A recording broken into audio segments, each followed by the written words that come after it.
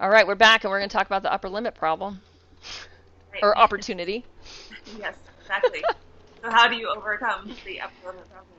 And I mean, he does give he gives a few tools in the book, like I like the idea of when you're in a good situation. I do try to practice this, like really savor it and really just enjoy every moment and appreciate it fully, so that you build your capacity to have more of that. Yeah, it's like a muscle, right? Yeah, So just as like if you're like doing like weightlifting, it's kind of like the same. Like, oh, this is what this feels like. This is yeah. what feeling fulfilled in this way feels like. This is what feeling, if you're feeling joy or happiness or abundance or fulfillment or success or, yeah. But the question I asked you earlier was the whole, what he says is, are you prepared to feel good all the time? And that's kind of how he starts the book. Like, are you prepared to, and I just would love to hear your thoughts on that statement. What I do know, and I know it from myself, but I also know it from teachers I've studied with, is like it is a direct, it's a metric of awake living.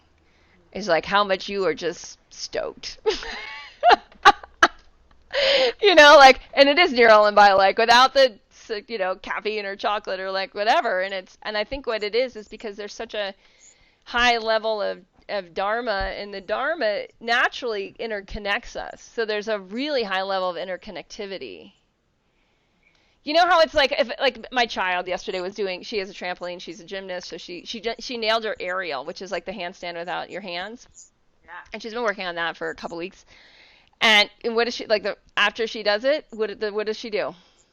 Run into my yurt, and I'm of course on the call, and she's like, "I nailed the aerial." So why do we have that compulsion to share our joy with another? But I think that goes away. I don't. Well, I don't know. Not it doesn't.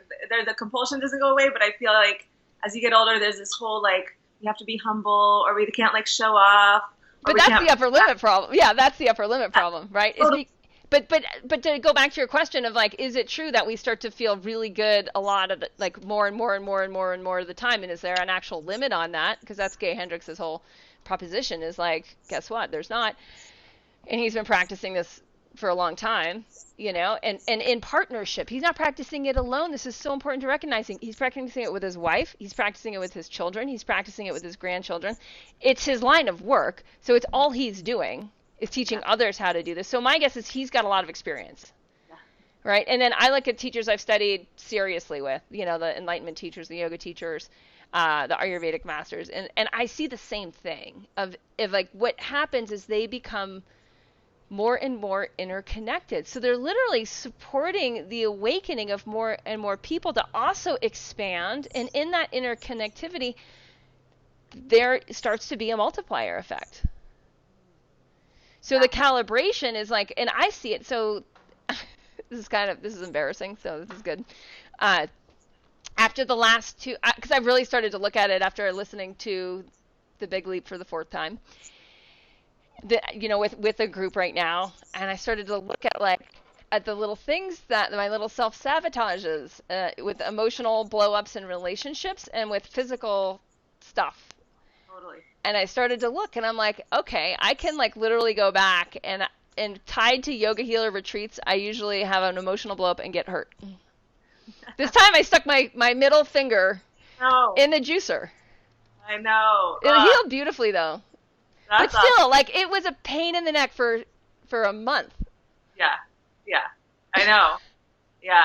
And even the small ways how we'll just like, eat the thing that we know isn't the best, or it's not going to make us feel good, but we will eat it anyway. And like, I think that's a little way of the upper limit problem showing up. It's like, no, you can't feel that good. You're going to do this thing again that, you won't feel good and you'll regret it, or it's the wrong choice. But like repeating those behaviors and Yeah.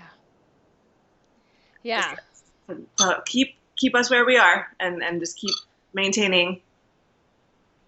So that dropping in, what it does is there's that, like, so my new strategy, first of all, around retreats Yeah. is to really up my own, like my meditation practice during Yeah. a retreat, and not to like, not meditation with like an object of doing anything, more meditation with the object of just like letting everything just wash, letting the energies just move, because there's so much. And I hadn't done retreats in years, and this community is really taking off, and there's a lot of energy at these retreats, and I think I'm a focal point for it, totally unintentionally. And so then just like allowing the energies just to move and to dissipate, and then consciously carving out a container so that afterwards I have time to because there's also a calibration where everything's going to the next level.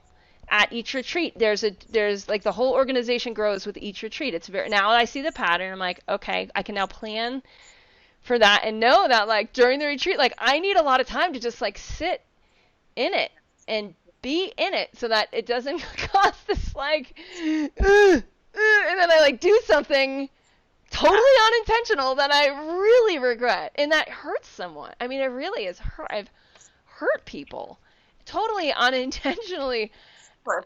you Yeah. know, and it's like, oh gosh, I want to take responsibility for that. I never want to have that happen again. Yeah. And so now I need to build systems and structure to make sure that I experience the expansion. Yeah. Yeah. I mean, that's just it. I think it's even, again, when the patterns that we have, and just noticing when the upper limit problem shows up, or when the self-sabotaging patterns show up. I'm listening. Again, it's like architecting choices, and like, doing like, how can I make it as easy as possible to not step into those. I mean, it's like the stuff we work on in Body Thrive, of like not repeat those self-sabotaging. Like, how can I just create a system that makes it easier to just do the right thing? Yes. And the habit, like meditation, huge, just wiping that slate clean, so that again, the ego has less of a impact on us, maybe slightly, and then we can imprint with affirmations, or with even just visualizations, or however those practices of putting in a new. And I find it's more of what you said initially. It's actually just dropping in. So for instance, like last night I had, and this hasn't happened in a while, but I'm like, I had to stay up till 11:15, like just finalizing these living Ayurvedic core syllabuses and growth work, and like just, Yeah. I thought something was done in a certain way and it wasn't. And I wanted to bring it up to its upper limit. Like I wanted to expand its limit, and it was worth it for me to do that. But I didn't spend last night with my child. And that's, and I woke up this morning, I'm like, oh, I want to, like, I just want to be in that beingness with her. And so I got in bed with her, and when I was doing that, I'm like, we're just like 100% in there, in that like murky, it's kind of like this beautifully like murky, intimate, just beingness place. And so instead of being like, oh, I need to meditate, right? It's like, no, I was feeling that call of like, oh, like I want to expand my intimacy upper limit. I feel that she's calling me. And so I'm hearing that. And then if I can just go be there even more than 100%, like even more than I've been with her yesterday. And I can't get over how much, like, my child is really, she's not like a latchkey kid, because she calls me a stay-at-home mom because I'm always home. But there's, for like literally like the amount of time we spend together compared to the amount of intimacy, it's this really incredible ratio. Yeah. And I think it's because of just like when I'm with her, it's like I am like, this is it.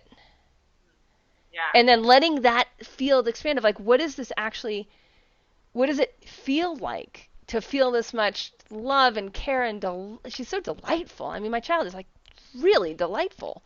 Just to feel this amount of delight, and we do follow the leader a lot. I'm usually the follower on the trampoline, and I can't do like half the stuff that she can do and all that. It's like worse every week, I'm like, oh, now we're doing a flip and a handspring combo. It's like, yeah, whatever. But just not trying to like, oh, I've got to get this done. So if something crosses my mind of like, oh, we should make dinner, or oh, I'm stressed out because this thing happened at work. Like, instead of entertaining that thought, because that is where that like, I'm hitting a ceiling, right? That thought's coming in. Do I choose to entertain that thought?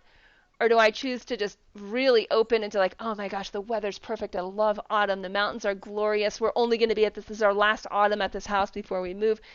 the view is incredible. Like, here we are, she's doing all, like, we're both so healthy, and just like, it doesn't Yeah. get better than this. Yeah. Yeah. It sounds to me like what you're saying is, yeah, there's the systems of living, but then there's like really trusting intuition and knowing what's needed. Because I think again, it's like we can get really rigid, like you said, like I could have meditated, or but I didn't because I felt like that's what I needed to do, and like trusting that, like that's the voice we need to listen to, of like that deeper voice of what's like the most appropriate thing to do right now, even if there's like a to-do list or whatever. Right. It's like maybe I do need to just sit, or maybe do need to just slow down or be. So I think, yeah. And like, I can't get over what happens with intuition, with this whole process that we've all been through in Awake Living, where we really waken up our heart and relationship to stuff first, of like, oh, does this spark joy or not? With like every single paperclip. And this brings me a lot of joy today. Fly swatter, like my pen, like I love my stuff. Yeah. Right. And we have that level of intentionality, and that sparks intuition. So then if we're like out shopping and something's like, it's cute, it's like, that's not good enough. Like, it's got to spark some serious joy for me to want to keep it and house it and, take care of it, attend to it. And then we go through a real listening to Dharma, where we start to just, without as many filters, like open up without as much fear about what it might mean and how it might change us, and how much work we may have to do, and like all those little triggers. If we have time, do we have time to up level our Dharma? Like all those things that like don't make any sense from like a big leap perspective, right? Or we start to see all the rules, and we start to see how we've just self-imposed certain ways of certain patterning that doesn't have really anything to do with the reality we want. We start to see that, and we start to identify, like, okay, this is what we want, and then we start to work on how we manage our time and give some structure to start to understand how, like, people who get a lot done get things done, and up level our systems. And then we start to be able to then go back into mindset and be like, okay, so that will mean everything. We have to attune our nervous system. And this is what the yogis are so freaking good at, is like, now you got to have to tune your nervous system to run more energy. So then when we can drop in, and I can see like how much joy and intimacy and delight and love and care and responsibility can I feel, for me with my daughter, right? But then also like with me, with all the teams I'm running and all that, of like, can we really see what's trying to happen through us as this group of individuals from all over the planet, and just like open to the awe, and then to delight, and to like just sit in what is occurring. Because that, like you said, like we don't often just take that moment and feel like, what does my super functional team feel like right now? Yeah. Yeah. Totally. Yeah. I love just looking at the whole journey that we've been on in Awake Living, and how it's been a pulsation between system and then, models of reality and mindset, and then systems and then mindset, and sometimes there's like this pulsation that's kind of happened between the two, and how we're up leveling each one slowly, surely, and things are changing, and we're starting to really just get more awake. Yeah. And we just like the whole next phase of it is just doing it again. And that, I think, is really the beauty of it, is like once we are finding like, okay, there's layers. Right? Yeah. And if we just look at the 5 elements, and okay, space and fire and air, which is our time management systems, and then flow, which is like that, starting to live more in flow, where we're constantly attuned to intuition. We trust our intuition like nobody's business. Yeah. And so then we enter flow. And then the habits, and that's really that last piece of like the Body Thrive habits, of like, this physicality requires a structure. And this is what the yogis discovered. Like, there is a daily rhythm. There is a seasonal rhythm. There is a time of life rhythm. If you attune, you build a nervous system that can handle this. If you don't, like, good luck with that. Sorry. Yeah, totally. And I think, though, even within that system of the habits, like the whole mindset changes, because I've seen people like grow their self-worth through doing these habits. Yes, no doubt.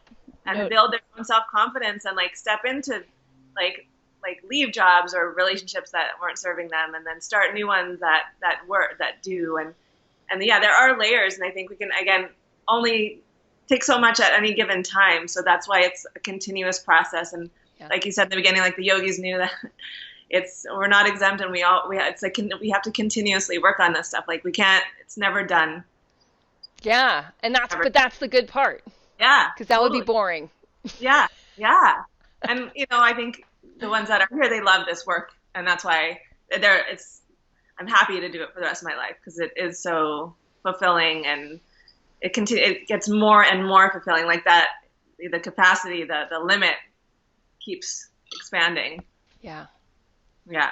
Awesome. Okay, there's your upper limit inspiration of the day. So for our action step, why don't we just identify one consistent place where we're going to drop into the moment. So for me, it's really easy for me to do it with my daughter, but I can like check that off because like I've been doing that for a very long time. But I'd like to now start to work on that with my team, right? Like, I'm going to stop and drop into the connective field. Yeah. There. Team and students too, like Yeah, or whatever it is for you. So that's like the action steps. Everyone like write down like where's that place that you're gonna drop in, because like really good things are happening, but you're not absorbing it. You're not letting your inner body expand in that situation and recalibrate into a stronger nervous system.